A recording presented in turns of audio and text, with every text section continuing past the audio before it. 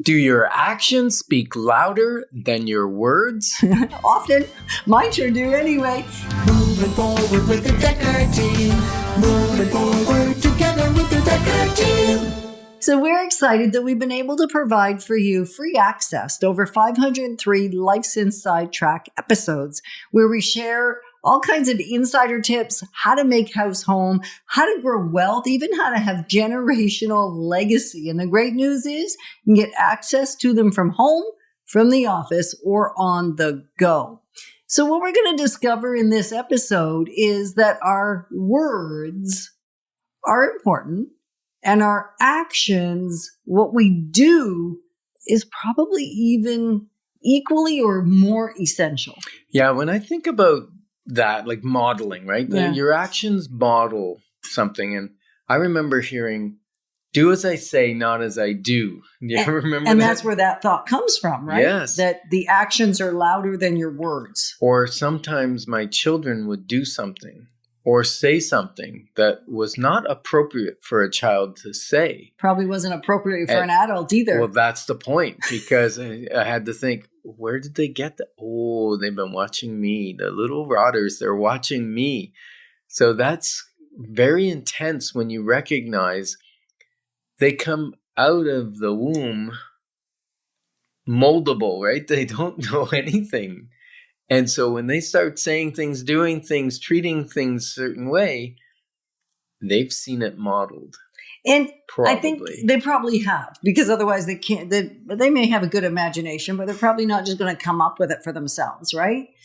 And it may not just be within a family makeup, though, because I know our kids, and I've watched all kinds of kids, including a young girl that came here with her friends. She was watching what you were doing. She was looking at our environment. She was looking at the home that we were living in. And she came here to celebrate a birthday, a 16th birthday, I guess.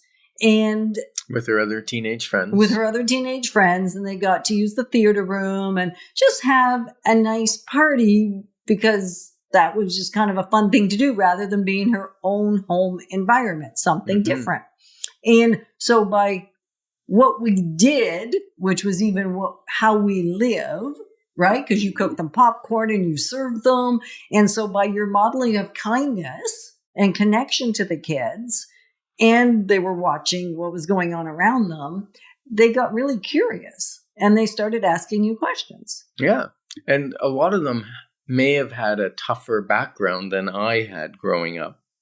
And they wanted to know how to get where we had gotten, really, is what they wanted. Right. And it was a beautiful thing. Because we had written the Wealth Formula book, I was able to give each one of the teenagers a book to read. And, actually, you just ran into one of them 3 years later, right? Just after her 19th birthday. I don't know how that conversation went, because I wasn't there. And I don't know how the book, the conversation, the party affected those teens, because I haven't run into them again. But I bet you it had some effect. Well, and I know for the one gal that I bumped into, or actually she saw me, and it was kind of funny because she was afraid to reach out to me. She saw me at her place of work, and she didn't want to come up to me because she was concerned maybe it wasn't me.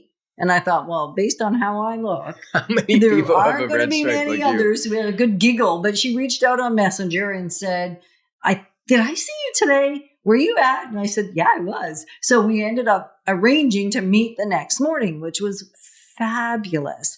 And the life choices that she's making, how she's finished her high school, how she's applying herself at work, actually has a lot to do with what she took on from reading the Wealth Formula and how she's applied being in our midst to her life. And she's not doing what all the other teens are doing. She's not into the party scene. She's just decided that if she wants to live a life that has a lot of opportunity and potential in it, she has to put effort in now. And she is. Wow. Very cool. Yeah. And so I also think that's legacy, right? That's legacy, yeah. And who you hang with, who you are with, it's not just family. It's the culture at the school, the culture of the university you attend, the culture of the workplace. Like, I know in my workplace, we attempt to have a certain culture and to encourage certain behaviors within that culture. You're going to give a few examples? Like not using profanity, or a culture of caring and sharing, a culture of supporting others and cheerleading them on when they have a success, as opposed to looking at, oh, I didn't get successful, they're successful. No, we don't go that way. We go, way to go. Yes, awesome. And it's a different culture. Now, sometimes a new real estate agent will come into our office and they're not part of the culture yet, which is interesting because the culture will change them typically. If the culture is strong enough, the person will be changed by the culture, because if, for instance, if they curse and no one else is cursing in the office, and suddenly they're going to feel out of place and they'll just naturally stop that. Or if they see someone offering to help or cheerleading them on, they're going to do the same for somebody else. It changes over time if the culture is strong enough. Right. And so what you're saying is generational legacy is happening right inside the Solid Rock Realty office every single day. Yeah.